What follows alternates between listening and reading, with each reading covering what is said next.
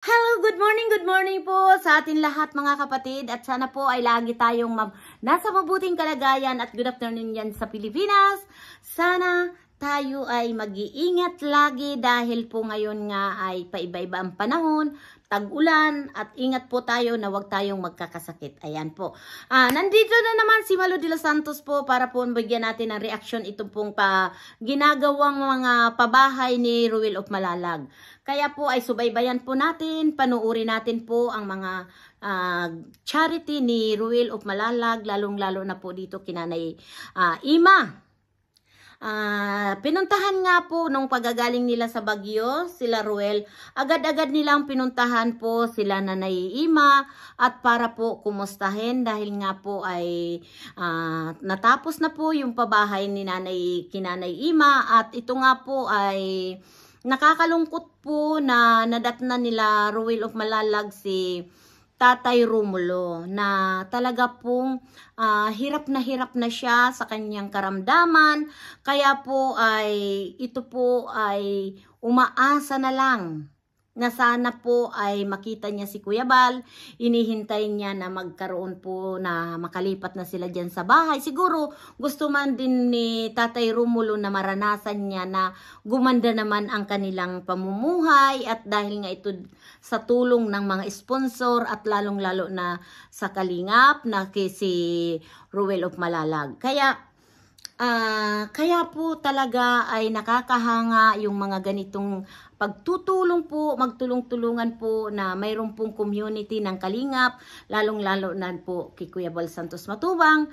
Marami pong salamat dahil po kung wala si Kuya Bal, wala po talaga ang Kalingap na maglilingap sa ating mga kababayan. Dahil isa na dyan po si Ruel of Malalag na talaga pong ay yung pagtulong niya po ay nasa puso.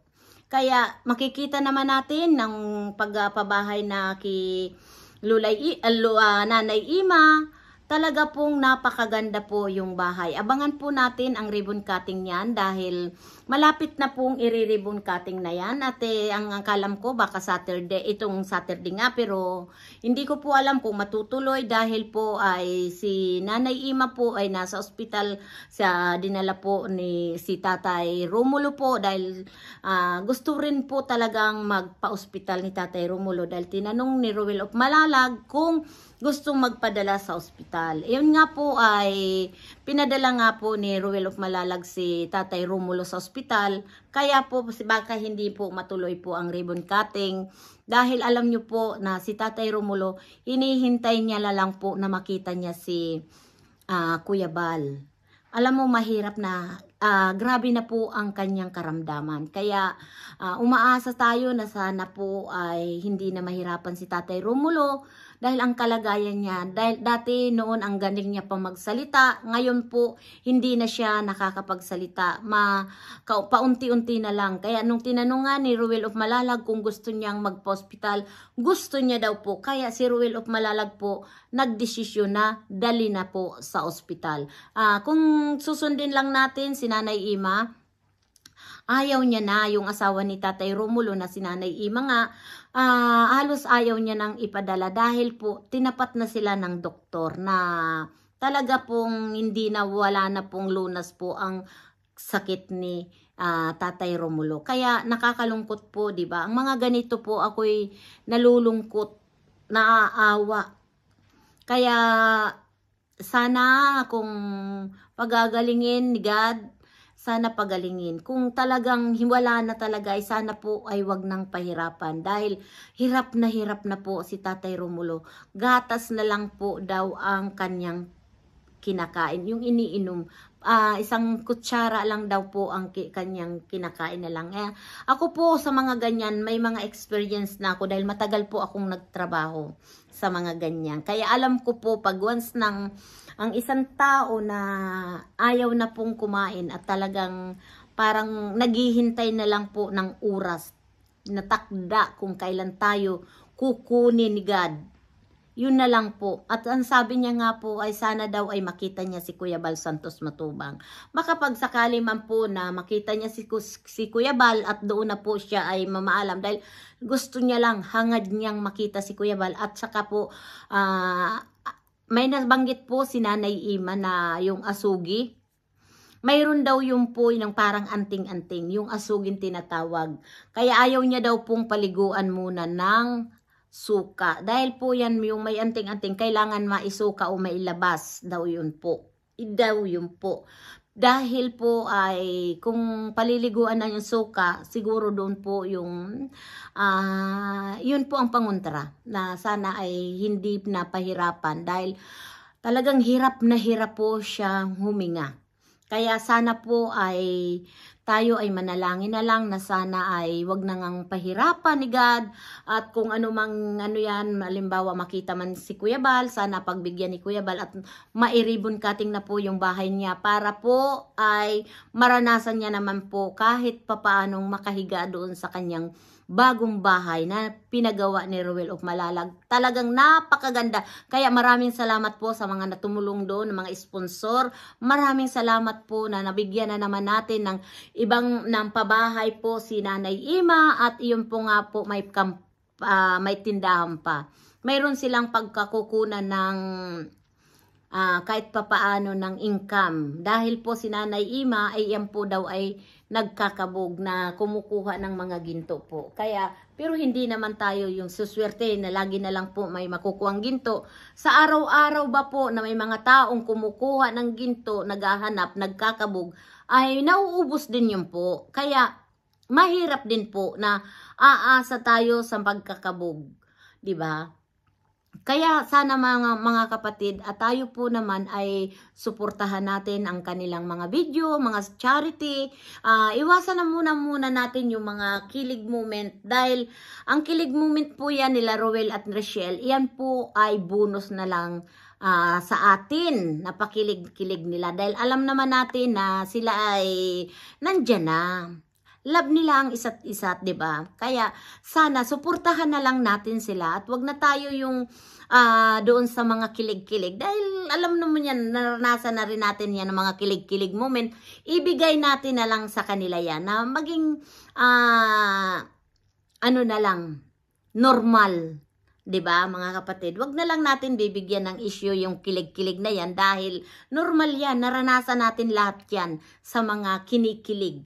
Dahil ako nga ay 55 na, ay kinikilig pa rin. Kaya, wag natin alisin yung kilig-kilig. Ang importante lang po ay lagi natin priority ang mga tinutulungan nila Ruel of Malalag na mga charity, lalo na sila Kuya Bal Santos Matubang at kila Kalinga Prab. Yun po lagi natin ipapriority yung tinutulungan natin dahil po tayo po ay charity. Mga charity po tayo, kaya po kailangan natin ang charity po ang priority natin like Joey the Great. 'Di ba? Napakasarap po talaga tayo yung tumutulong sa ating mga kababayan. Kaya suportahan na lang natin sila Joey the Great, Kuya Bal, si Kalinga Prab, at yung iba pa diyang mga charity vlogger, at sila Kuya Gimmo, ayon. Kaya tuloy-tuloy po lang sa natin suportahan at lalong-lalo na si Rachel, silanggan natin na sila po ay tumutulong na rin. Noon sila ang tinutulungan, ngayon po ibinabalik po yan nilangga ni Rachel sa ating mga kababayan. Di ba nakakatuwa po? Kaya bakit natin hindi natin suportahan sila? Di ba? Grabe po talaga ang nagawa ng Kalingap. Ang Kalingap po ay napakasarap. Lalong-lalo na po pag mayroon na dyan pong mga kritiko.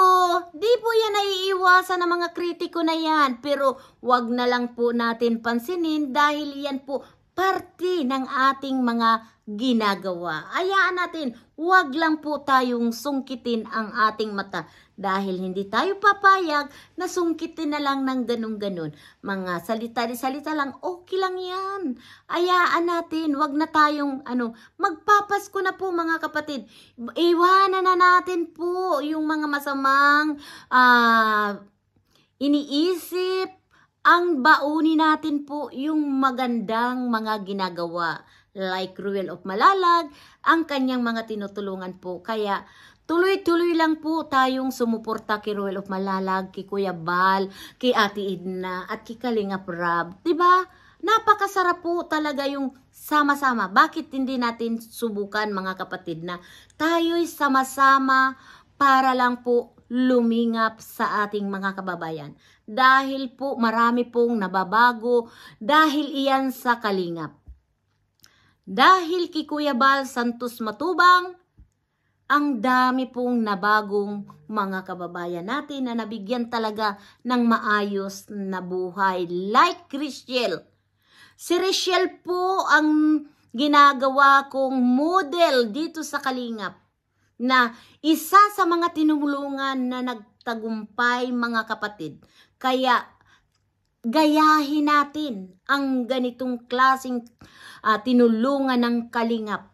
Marunong magpahalaga sa tumutulong, hindi umasa. Diba? Napakaswerte po ng ganitong mga sitwasyon na mga tinutulungan. Kaya wag natin pong ibas o ikritiko dahil po yan sa atin at mga magtutulong dyan. Tulong-tulong. Diba? Napakaganda po sa ating mga kababayan yung nagtutulungan. Hindi naghihilahan po pababa. Hilahan tayo pataas. Diba po? Kaya ako'y nagpapasalamat po sa Kibal Santos Matubang dahil po kung wala sila, wala siya na ito po ang nagtatag ng founder ng Kalingap, wala tayong lahat dito. Kalain mo, imagine, how many napabahay na. Isa na yan, mabibilang itong sinanay Ana na pinabahayan po ni Ruel of Malalag. At marami pong salamat sa mga nag-i-sponsor po at sa tuloy-tuloy pong tumutulong at sumusuporta dyan sa Kalingap. Maraming pong salamat at ako ay labis-labis sa inyong nagpapasalamat. God bless you po. Suportahan natin si Kuya Bal Santos Matubang, Kalingap Rab, Ate Edna Vlogs at Rochelle. Ayan po. Abang-abangan na lang po natin dahil sila naman po talaga ay nakakakilig. Maraming salamat. Huwag natin po silang usgahan. Yan lang po ang masasabi ko sa inyo. Please support natin si Joey the Great. Paalam sa inyong lahat. We love you. God bless you po. At ingat-ingat po tayo dyan sa Katarman. Maraming salamat. Bye-bye.